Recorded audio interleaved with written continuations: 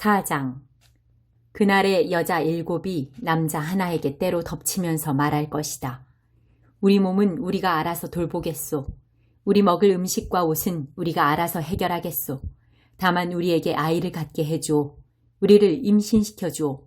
그래서 우리에게 살아갈 이유가 있게 해주오. 그날에 하나님의 가지가 움터 나오리라. 싱싱하고 푸르게 움터 나오리라. 이스라엘의 살아남은 자들이 자기 나라의 산물을 다시금 자랑거리로 삼고 그들이 다시 머리를 들게 되리라. 시온에 남겨진 자들, 예루살렘에 버림받고 거절당한 자들 모두가 거룩한 살아있고 소중한 이들이라 불리게 되리라. 하나님께서 시온의 여인들을 목욕시켜 주시고 피로 물든 성읍에서 폭력과 잔인함을 씻어내시며 불폭풍 심판으로 깨끗하게 해주시리라. 하나님께서 옛적의 구름 기둥과 불 기둥으로 시온산과 거기 모인 모든 자들 앞에 밤낮 영광스럽게 임하실 것이다. 그 거대한 보호의 임재가 그들에게 불볕을 피할 그늘, 폭우를 피해 숨을 곳이 되어주리라. 5장. 내가 사랑하는 분에게 노래 하나 지어 불러드리려 하네. 그분의 포도원에 대한 사랑 노래를. 사랑하는 그분에게 포도원이 하나 있었다네. 좋은 땅에 아름다운 포도원이었지. 그분은 땅을 일구고 잡초를 뽑아내어 최상품 포도나무를 심었다네. 망대를 세우고 포도주 짜는 곳도 만들었지. 자랑할 만한 포도원이었다네. 그러나 최상품 포도 수확을 기대했건만 그 모든 수고 끝에 열린 것은 돌포도였다네. 너희 예루살렘과 유다에 사는 자들아, 이제 내가 하는 말을 잘 들어라. 나와 내 포도원 사이의 일을 한번 판단해 보아라. 내가 내 포도원을 위해 할 수 있었으면서도 하지 않은 일이 어디 하나라도 있었느냐? 좋은 포도를 기대했는데 쓴 포도만을 수확한 것은 어째서란 말이냐? 좋다. 이제 내가 내 포도원을 어떻게 할지 너희에게 말해주겠다. 나는 그 울타리를 허물고 그곳을 폐허로 만들 것이다. 그 문을 부서뜨려 마구 짓밟히게 할 것이다. 그곳을 잡초밭, 버려진 땅, 엉겅퀴와 가시만 무성한 곳이 되게 할 것이다. 내가 구름을 통해 다시는 저 포도원에 비를 내리지 말라고 명령을 내릴 것이다. 너희는 알아들었느냐? 만군의 하나님의 포도원은 바로 이스라엘 나라다. 그분이 그토록 자랑스러워했던 그 정원은 바로 유다의 모든 자들이다.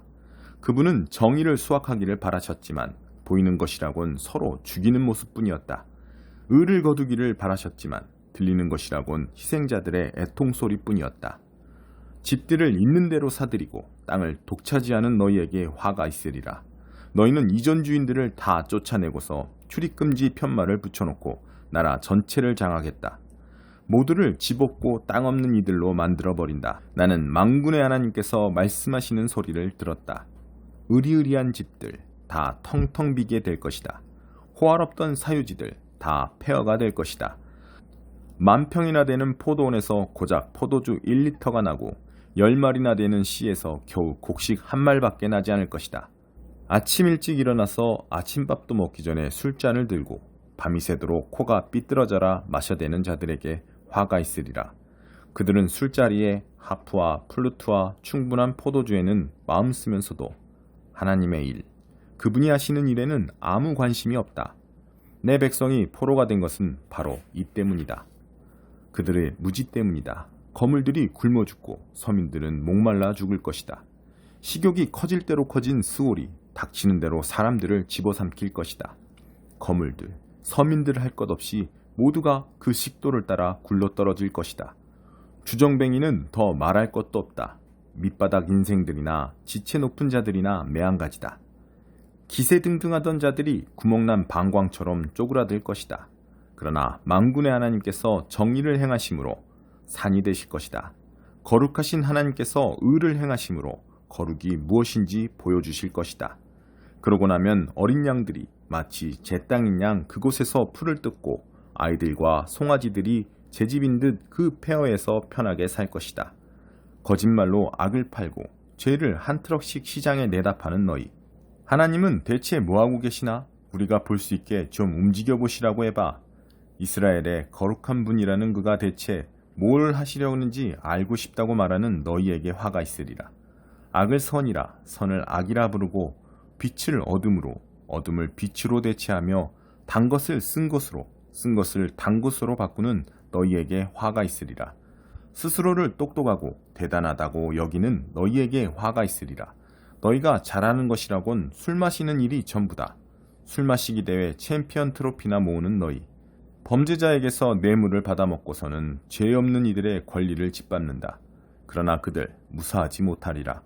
불에 나무가 그루터기까지 타버리고 마른 풀이 연기가 되어 사라지듯 그들의 영혼이 쭈그러지고 그들이 이룬 것들도 다 허물어져 먼지가 될 것이다. 그들이 만군의 하나님의 계시를 거부했고 이스라엘의 거룩하신 분에게 아무 관심도 없었기 때문이다. 그러므로 하나님께서 당신의 백성을 향해 불같이 노하시고 손을 들어 그들을 때려 눕히셨다. 그들의 시체가 거리에 쌓일 때 산들이 몸을 떨었다. 그러나 그분의 진노는 아직 풀리지 않았고 또다시 치시려고 주먹을 높이 들고 계신다. 그분께서 깃발을 들어 먼 나라에 신호를 보내신다. 휘파람을 불어 땅끝에 민족들을 불러들이신다. 그러자 저기 그들이 온다. 달려온다. 굼뜬 자, 비틀거리는 자, 조는 자, 꾸물거리는 자 하나 없다. 군복에 허리띠를 동이고 광이 나는 군화는 끈이 질끈 매여 있다. 그들의 화살은 날카롭고 활의 줄이 팽팽하게 당겨 있다. 말발굽에 편자가 박혀 있고 전차바퀴는 기름칠되어 있다. 새끼 사자떼같이 으르렁거리며 귀청이 떨어져라 포효하는 젊은 사자떼처럼 달려와 먹이를 잡아채서는 끌고 간다. 누구도 구해주지 못한다. 그날에 그들은 포효하고 포효하고 또 포효할 것이다. 대양의 파도소리같이 포효할 것이다. 그 땅을 샅샅이 살펴보아라. 어둠과 고통 말고는 아무것도 보이지 않으리라. 하늘의 모든 빛을 구름이 덮어 꺼뜨릴 것이다. 6장. 우시야 왕이 죽은 해에 나는 주께서 지극히 높은 보좌 위에 앉아 계시고 그분의 긴 옷자락이 성전을 가득 채우고 있는 모습을 보았다. 그분 위로 천사 스랍들이 머물러 있는데 저마다 6개의 날개를 달고 있었다. 둘로는 자기 얼굴을, 둘로는 자기 발을 가리고 두 날개로 날면서 서로를 향해 이렇게 외치며 화답하고 있었다. 거룩하시다, 거룩하시다, 거룩하시다 만군의 하나님. 그분의 빛나는 영광 온 땅에 가득하도다. 천사들의 소리에 바닥 전체가 흔들리더니 성전 안에 연기가 가득해졌다. 내가 말했다. 재앙이다. 재앙의 날이다. 이제 나는 죽은 목숨이다. 나는 이제껏 하나같이 더러운 말을 일삼았다. 하나님을 모독하기까지 했다. 나와 함께 살아가는 자들도 마찬가지다. 다 썩어빠진 말들, 불경스런 말들을 쏟아놓았다. 그런데 내가 여기서 하나님을 대면하다니, 왕이신 만군의 하나님을. 그때 천사 스랍들 가운데 하나가 내게 날아왔다. 제단에서 타고 있는 숯 하나를 부집개로 집어들더니 그 숯을 내 입에 대며 말했다. 보아라, 이 숯이 내 입술에 닿았으니 내 죄과가 사라지고 내 죄가 씻겨졌다. 그때 내게 주의 음성이 들렸다. 내가 누구를 보낼까? 누가 우리를 위해 갈까? 내가 소리쳐 말했다. 제가 가겠습니다. 저를 보내주소서. 그분께서 말씀하셨다. 가서 이 백성에게 전하여라. 귀를 쫑긋하고 들어도 알아먹지 못하리라. 뚫어져라 쳐다보아도 알아보지 못하리라. 이 백성을 손가락으로 귀를 틀어막고 눈가리개로 눈을 가린 바보 천치로 만들어라. 아무것도 보지 못하고 아무 말도 듣지 못하도록. 뭐가 뭔지 도무지 깨닫지 못하고 그래서 돌이켜 고침받지 못하도록. 소스라치게 놀라 내가 말했다. 그런데 주님, 언제까지 그렇게 하시렵니까? 그분께서 말씀하셨다. 성읍들이 텅 비어 사람 하나 남지 않게 될 때까지, 집들이 텅 비어 구석구석 황무지가 될 때까지, 나 하나님이 사람들을 모조리 멀리 쫓아내어 땅이 완전히 텅 빌 때까지다. 설령 10분의 1 정도가 살아남는다 해도 그들에게 다시금 참화가 덮칠 것이다. 이 나라는 나무들이 다 잘려나간 소나무 숲, 상수리나무 숲 같을 것이다. 그루터기들만 남은 거대한 그루터기 밭이 될 것이다. 그러나 그 그루터기 안에는 거룩한 씨가 담겨 있다. 7장. 우시아의 손자여 요담의 아들인 아하스가 유다의 왕으로 있던 때에 아람 왕 르신과 르말리아의 아들인 이스라엘 왕 베가가 예루살렘을 공격했으나 성공하지 못했다. 아람과 에브라임, 이스라엘이 동맹을 맺었다는 사실이 다윗 왕실에 전해지자 아하스와 백성은 크게 동요했다. 그들은 사시나무 떨듯 떨었다. 그러자 하나님께서 이사야에게 말씀하셨다. 가서 아하스를 만나라. 내 아들 스알야숲, 남은 자가 돌아오리라를 함께 데리고 가거라. 성의 남쪽 공중 빨래터로 가는 길인 밑저수지의 수로 끝에서 그를 만나 이렇게 전하여라. 내 말을 듣고 진정하여라. 두려워하지 마라. 다 탄 막대기에 불과한 그 둘, 아람의 느신과 르말리아의 아들을 두려워할 이유가 없다. 큰 소리 치지만 그들은 아무것도 아니다. 아람이 에브라임의 르말리아의 아들과 더불어 너를 해칠 계략을 꾸몄다. 가서 유다를 치자. 결단내서 우리 것으로 삼고 다브엘의 아들을 꼭두각시 왕으로 세우자며 둘이 공모했다. 그러나 주 하나님께서 말씀하신다. 결코 그렇게 되지 않을 것이다. 아람의 수도는 다마스쿠스고 다마스쿠스의 왕 르시는 그저 인간에 불과하기 때문이다. 에브라임도 65년이 지나기 전에 나라가 망해 돌무더기밖에 남지 않을 것이다. 에브라임의 수도는 사마리아이고 사마리아의 왕은 고작 르말리아의 아들에 불과하다.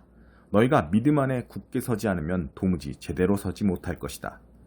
하나님께서 아하스에게 다시 이렇게 말씀하셨다. 내 하나님에게 표징을 구하여라. 무엇이든 구하여라. 통 크게 구하여라. 하늘의 달이라도 구하여라. 그러나 아하스가 말했다. 아닙니다. 나는 하나님께 그런 요구를 하지 않을 것입니다. 이사야가 그에게 말했다. 다윗 왕시려 잘 들으십시오. 그대들은 소심과 위선에 불과한 경건으로 사람들을 지치게 만들고 그것으로 모자라서 이제는 하나님까지 지치게 만들고 있습니다. 그러니 주께서 친히 그대들에게 표징한 날을 주실 것입니다. 두고 보십시오. 처녀인 한 소녀가 잉태하게 될 것입니다. 그녀는 아들을 낳고 그의 이름을 임마누엘, 하나님이 우리와 함께 계신다 이라 할 것입니다.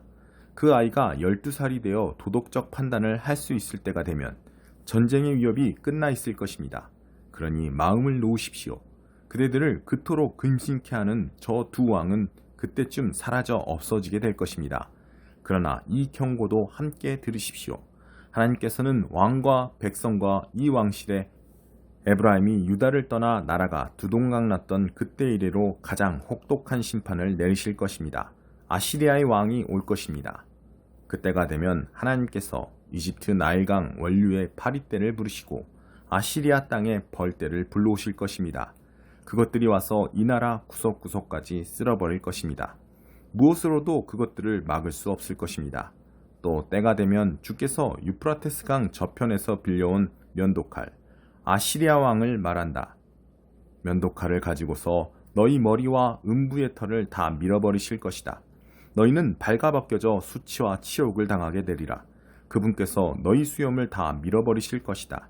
그때 살아남은 자들은 소 한 마리, 양 2마리만 있어도 자신을 행운아로 여길 것이다. 적어도 우유는 많을 테니 말이다. 그 땅의 남은 자들은 극히 간소한 음식, 버터와 꿀만으로 사는 법을 배워야 할 것이다. 그것이 다가 아니다. 좋은 포도원들이 지천이던 수천 개도 넘었던 수억 가치의 포도원들. 이 나라가 조그만 잡초밭으로 바뀔 것이다. 어디를 보아도 잡초와 가시덤불밖에 없으리라. 아무짝에도 쓸모없는 잡초밭이 토끼 사냥 때나 소용있을지 모르겠다. 소와 양들만이 먹을 것을 찾아 이리저리 헤매고 다니겠지만 잡초뿐인 그 땅, 예전에 비옥하고 잘 가꿔진 과수원과 들판은 흔적조차 찾을 수 없을 것이다.